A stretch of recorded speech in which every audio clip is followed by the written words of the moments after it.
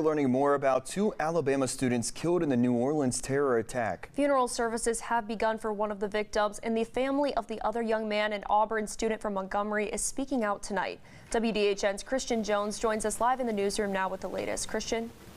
Jessica, family and friends of Drew Dolphin, one of the two Alabama victims, say they are still in complete shock after hearing the news.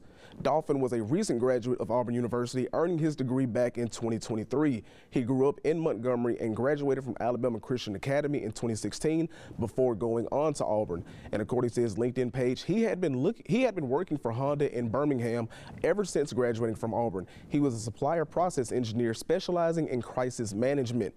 Drew's family has issued a statement saying, "Our family is suffering more than anyone can imagine." Drew lit up every room he entered. His smile was infectious, and he had the best personality. They also say that they will cherish the 26 years they had with him, and raising him will always be one of the greatest joys of their lives. And tonight, Drew's family sharing that he was there that night, ringing in the new year and celebrating with his younger brother, Matthew.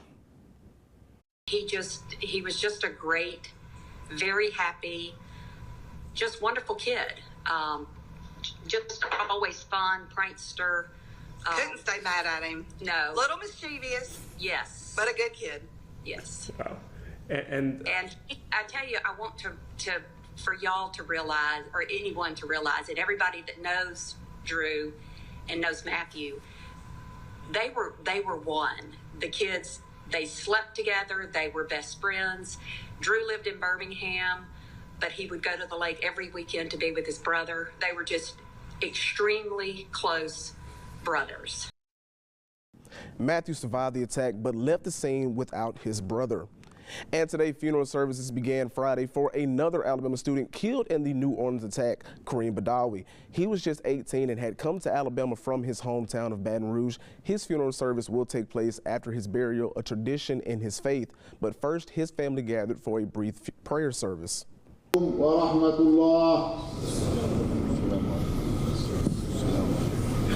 right, that concludes Salatul Janazah, brothers. Allahu Akbar.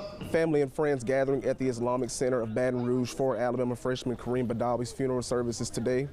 And Kareem's father says his son was in New Orleans celebrating the new year with friends at the time of the attack. University of Alabama President Stuart Bell taking to the university's social media accounts expressing his shared grief and support for Kareem's family and friends.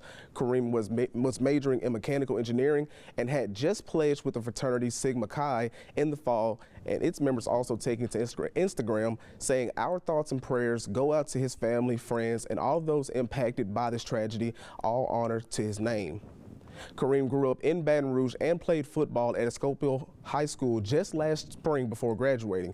His coach says he was the type of guy who always did the right thing. For him to be at the wrong place at the wrong time, you know, that's something that Kareem was never. He was always at the right place at the right time, and you know, very unfortunate that he was at the wrong place at the wrong time. And Coach Burgers remembers Kareem as a role model who always had a smile on his face. And after she learned of two Alabama students killed in the New Orleans attack, U.S. Senator Katie Britt spoke with family members.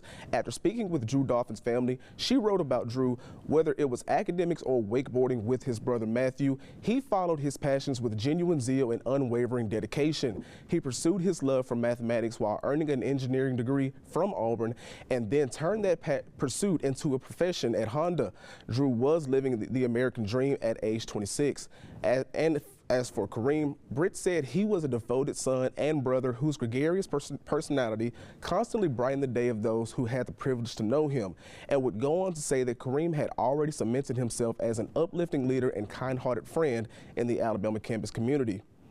Two young men whose lives were filled with so much promise were cut painfully short, leaving many people to grieve. For now, we're live in the newsroom. Christian Jones, WDHN News for the Wiregrass.